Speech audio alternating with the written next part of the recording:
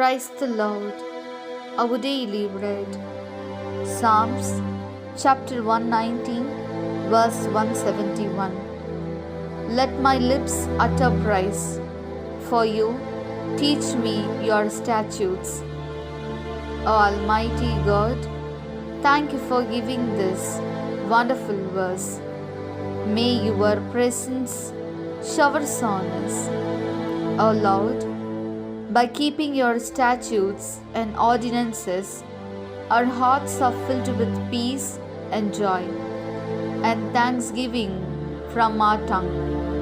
Therefore, O Lord, there are still some who are disobedient to your commandments. May they soon repent and live as your people forever. We ask this in the name of Jesus Christ. Amen. அன்றாட உணவு. திரு பாடல்கள் அதிகாரம் 119, இறை வார்த்தை 171. உம் விதிமுறைகளை எனக்கு நீர் கற்பிப்பதால் என் இதழ்களை நின்று திருப்புகள் பொங்கி வரும். அன்பின் தகப்பனே, இன்றைய நாளிலே இந்த இறை மன்னாவை கொடுத்ததற்காக நன்றி ஆண்டவரே.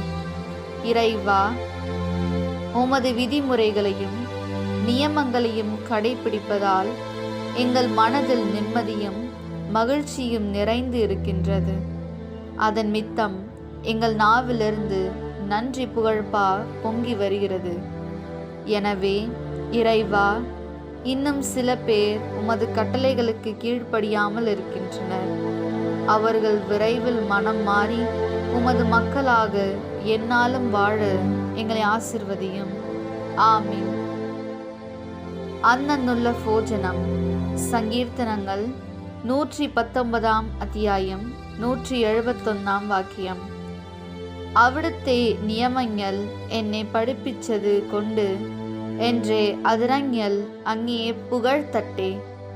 கர்த்தாவே, അങ്ങയുടെ நியமங்களையும் சட்டங்களையும் അനുസരിക്കുന്നത് കൊണ്ട് ഞങ്ങളുടെ ഹൃദയങ്ങളിൽ സന്തോഷവും സമാധാനവും നിലനിൽക്കുകയും ഞങ്ങളുടെ നാവുകൾ കൃതജ്ഞതാ ഗീതം ആലപിക്കുകയും ചെയ്യുന്ന കർത്താവേ, അങ്ങയുടെ ചട്ടങ്ങളെയും നിയമങ്ങളെയും അനുസരിക്കാതെയും അറിയാതെയും ഇരിക്കുന്നവർക്ക് മാനസാന്തരം നൽകി അങ്ങയുടെ മക്കളായി ജീവിക്കുവാൻ വേണ്ട കൃപാവരം നൽകണമേ.